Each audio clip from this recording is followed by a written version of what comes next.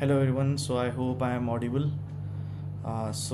Today we'll be going through the PYQ of Anthropology 2024 specifically.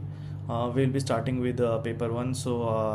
Just a brief intro about me if you do not know about me. I am Aditya Vikram Agarwal and I have scored AIR 9 this year in UPSC 2024 exam. And I have scored 272 marks in anthropology this year. So my anthropology marks, if I could be very brief about it,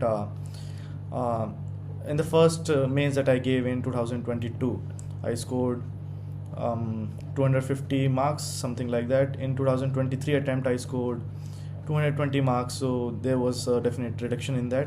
2024 year, I scored 272 marks, so definitely there was a big increase, and I could say I know a few things that helped me score these much marks and helped me eventually get AIR 9 this year, right? We'll be starting with a discussion on paper 1, and in this specific video we'll be starting with question number 1, that is a compulsory question. So just a very brief thing about it. In the 10 marker question that are for question number 1, so these are 10 marker, right? So question number 1 has 5 subparts and they are all 10 markers, so we have to do those in 7 minutes. So this is the time limit. We have to always be very careful that we do not miss this timeline. If we do miss this, we will not be able to complete our paper. So 7 minutes is a deadline for every question. We'll be starting with question number 1 today. So the question first that came in UPSC 2024 paper 1 was, what are the attributes of culture? So what does it specifically means? Attributes of culture. Attributes means that these are some of the features, or you could say some of the in a way, what is culture all about? I mean, how it is in the present society, what are its features, how it relates to people. So these are the things that specifically means attributes of culture. Culture mein hai kya? What it is specifically. So generic, we will start with the definition of culture that was given by E.B. Tyler. So E.B. Tyler gave the definition that culture reflects a complex whole, which includes knowledge, art, beliefs, morals, laws, customs, other capabilities acquired by man as a member of society. So first thing in anthropology we need to understand is we need to be by heart some of the definitions, and culture is one of the definitions. And E.B. Tyler, who gave this definition in 1871, has to be learned by heart, right? So question specifically asks is what are the attributes of culture, right? So what do you think would be the attributes of culture? So first would be culture is learned. How culture is learned? Culture is learned from the people around us. So it could be through enculturation, it could be through acculturation. For one could be learning from one's own culture, from other culture. For example, we could so one more thing about anthropology is we need to include scholars, and we need to include some of their examples where they studied or what they told us. So here we will see that how Margaret Mead, she studied the Samoan society. So she told us basically that culture and personality somewhere are related. So she told that how culture influences the personality of an individual, so that culture is learned, personality is shaped. Other would be the study among Tropria and Islanders by the Malinowski, where he studied the culture among the children and how it was shaped by the people around them, right? So these two scholars can be used. Then the example that could be seen in attributes of culture is child learning from the people around us about the kinship roles. For example, we study how we have mama, chacha, how we have some of the food taboos. For example, we have to eat vegetarian if we are in some of the households. Somewhere it's non-vegetarian is allowed. There are some taboos related to not eating certain types of meats. For example, in Islamic communities, there are some taboos related to some meats. So these are some of the things that could be seen in how culture is learned. Second is how culture is shared. So culture is shared with that. Herkovitz simply said, culture is a man-made part of environment and it is shared, right? So festivals like Diwali, where people gather together, and share the things. Some of the marriage customs where people gather together and they perform some of the rituals. So this shows how culture is shared among a lot of people. Third attribute of culture would be how culture is symbolic, right?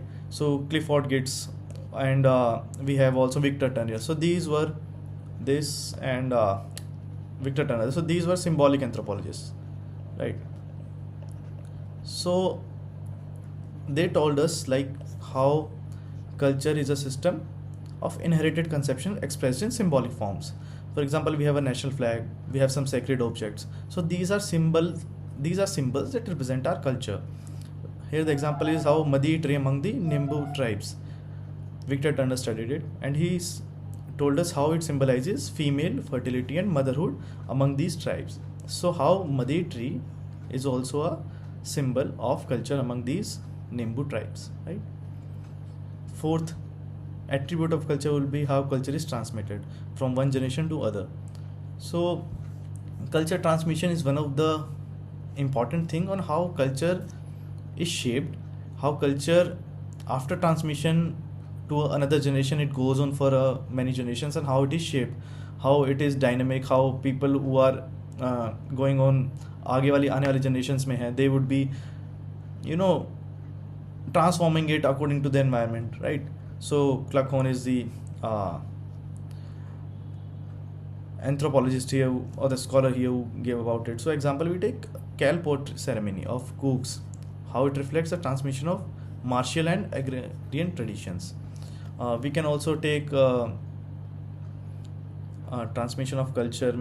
We can also take other examples on how even in our families, let's say in North Indian families, how cooking, simple thing as cooking, ways of cooking, you can say, these are transmitted from generation to generation. How we say कि हमारी दादी माँ ये बनाती थी, वो बनाती थी. So that's how it shows culture is transmitted.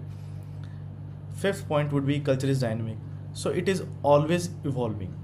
Internally, externally, changes would take place. What used to be the cultural norm back then is not the cultural norm now. For example, what we used to see many years ago on how there was gender disparities, women were not considered equal, but now things are changing, more gender parity is coming into place. So it shows how culture is dynamic, how the industrialization, globalization, so these things are also leading to a change in culture, right? So we have numerous examples on how there are many societies, many of the tribes that due to industrialization they are taking up more jobs that are in industries, and how their culture is changing. So this shows how culture is dynamic. One more point is how culture is adaptive. So here the concept of a cultural ecological concept would come, where we have a scholar called Julian Stewart. So he showed like how we are adapted to the environment, how we are adapting to the environment, and how it is shaping our culture. For example, earlier societies, so they invented fire, है ना? So fire invent किया गया, and it helped us cook food, it helped us grow, it helped us evolve. So this is all on how culture is adaptive, right? So then you put a conclusion here on how culture is universal, diverse, how Franz Boas emphasized that there should be every culture is different due to some of the historical factors, and understanding a culture would help us explain how human diversity is there, how there are cultural differences. So these would make us our attributes of culture, the first point. So what in anthropology we have to say is, whenever we are given a question in compulsory question, so it is only asking about attributes of culture, but we have to go one step beyond it. हमें सिर्फ और सिर्फ we don't have to just write कि what are the attributes, but we have to also write what are the relevance of culture, how it is shaped, how it is changing, what is the relevance in anthropology, right? So these are the things.